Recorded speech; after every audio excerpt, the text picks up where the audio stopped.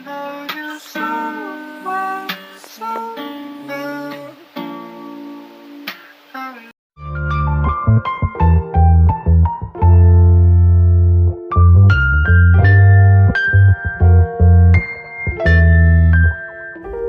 Nabi Musa alaihi salam. Saat itu, Mesir dipimpin oleh Raja Fir'aun yang sangat kejam. Fir'aun tidak mau jika suatu hari nanti ada orang yang merebut tahtanya. Maka, ia memerintahkan agar semua bayi laki-laki dibunuh. Perintah Fir'aun itu membuat Yukabat merasa takut karena ia telah melahirkan seorang anak laki-laki. Atas petunjuk dari Allah, Yukabat meletakkan bayinya di sebuah keranjang dan menghanyutkannya di sungai Nil. Yukabat meminta agar anak perempuannya, Maryam, mengikuti kemanapun adiknya terhanyut. Dan ternyata bayi itu hanyut ke arah istana dan ditemukan oleh para dayang. Mereka lantas menyerahkan bayi tersebut kepada ratu mereka. Istri Fir'aun yang belum dikaruniai anak lantas mengangkat bayi itu sebagai anak. Bayi itu kemudian diberi nama Musa. Musa terus-menerus menangis dan tidak mau menyusu pada dayang istana. Akhirnya sang ratu mencari seorang ibu susu bagi Musa. Allah berkehendak mempertemukan kembali Yukabat dengan anaknya. Maka jadilah Yukabat sebagai ibu susu bagi Musa.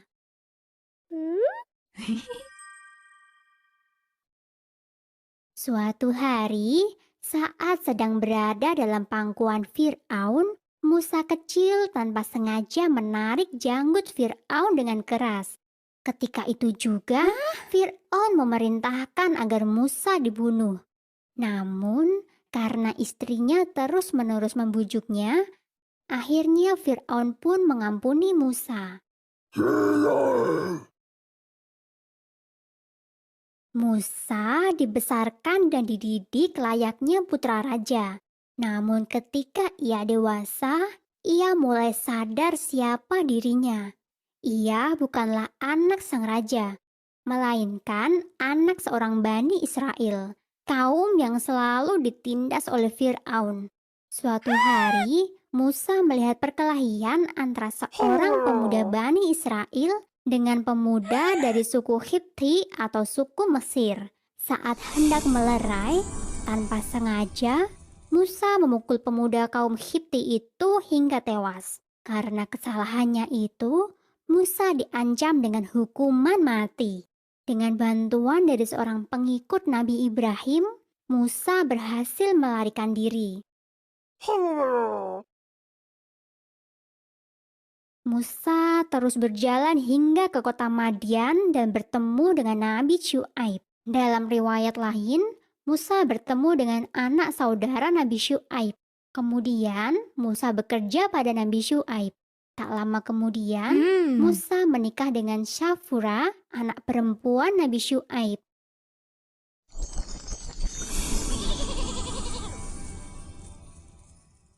Setelah 10 tahun lamanya, Musa berkeinginan untuk pulang ke Mesir.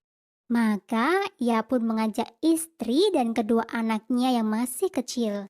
Saat malam tiba, Musa memutuskan untuk beristirahat dan membuat sebuah tenda di padang pasir. Musa kemudian pergi untuk mencari api hingga sampailah ia di Gunung Tur. Di sana, Musa melihat api tampak menyala di sebatang pohon berwarna hijau. Saat itulah sebuah suara terdengar. Itu adalah suara Allah.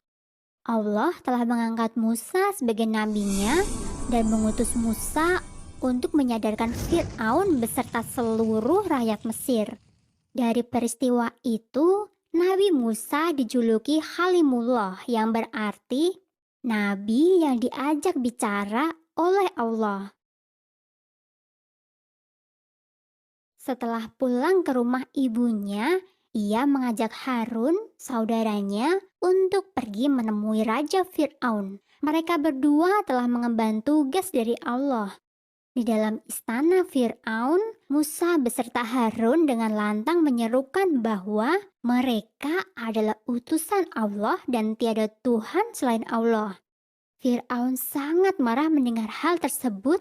Ia kemudian meminta Musa untuk memberikan bukti bahwa ia benar-benar utusan Allah. Maka Nabi Musa pun menunjukkan mukjizatnya. Tongkat yang dipegangnya berubah menjadi ular dan tangannya berwarna putih bersinar. Sebenarnya Fir'aun merasa takjub, namun ia tidak mau mengakuinya. Fir'aun lantas menyebut Nabi Musa sebagai penyihir biasa.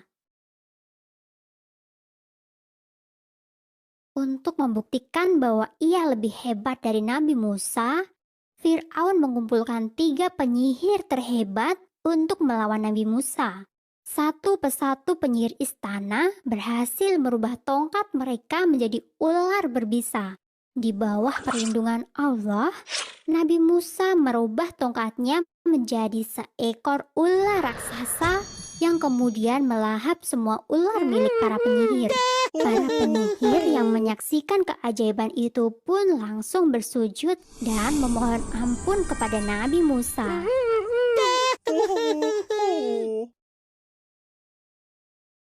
Kedudukan Nabi Musa semakin kokoh di masyarakat Mesir. Namun, Fir'aun dan pengikutnya tetap saja menolak dakwah Nabi Musa. Nabi Musa pun berdoa kepada Allah untuk memberikan petunjuk.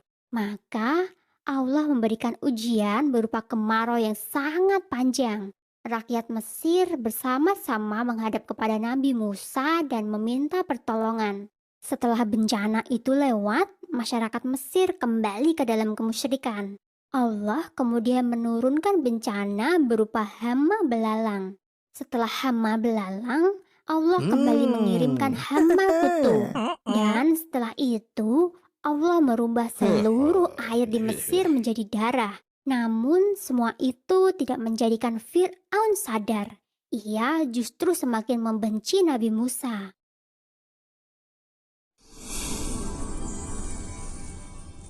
Keinginan Fir'aun untuk membunuh Nabi Musa tak dapat lagi dicegah. Ia kemudian memimpin pasukan besar untuk menyerang Nabi Musa. Dengan bimbingan dari Allah, Nabi Musa dan pengikutnya lari hingga ke tepi Laut Merah. Nabi Musa terjepit antara lautan dan pasukan Fir'aun. Saat itulah Allah kembali memberikan mukjizat kepada Nabi Musa. Dengan pukulan tongkat Nabi Musa, air laut itu langsung terbelah menjadi 2. Terciptalah sebuah jalan bagi Nabi Musa dan pengikutnya. Setelah sampai di seberang Laut Merah, Nabi Musa kembali memukulkan tongkatnya. Seketika itu juga, air laut kembali menyatu dan menenggelamkan pasukan Fir'aun. Nabi Musa dan Harun terus memimpin kaum Bani Israel ke arah Palestina.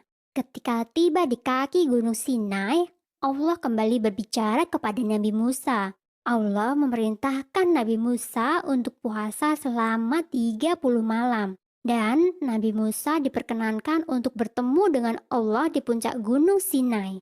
Kemudian Allah meminta Nabi Musa untuk mengenapkan puasanya menjadi 40 malam. Setelah Nabi Musa selesai, Allah memberikan kitab Taurat kepada Nabi Musa. Sebuah kitab yang berisi tuntunan kehidupan bagi kaum Bani Israel.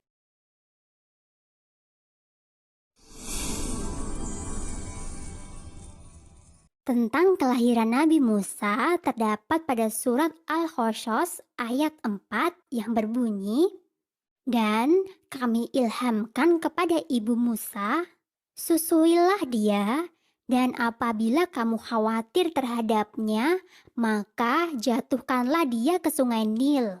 Dan janganlah kamu khawatir dan janganlah pula bersedih hati, karena sesungguhnya kami akan mengembalikannya kepadamu dan menjadikannya salah seorang dari para rasul." Tentang kenabian Nabi Musa, Terdapat pada surat Al-A'raf ayat 103 yang berbunyi, "Kemudian kami utus Musa sesudah rasul-rasul itu dengan bawa ayat-ayat kami kepada Fir'aun dan pemuka-pemuka kaumnya. Lalu mereka mengingkari ayat-ayat itu. Maka perhatikanlah bagaimana akibat orang-orang yang membuat kerusakan."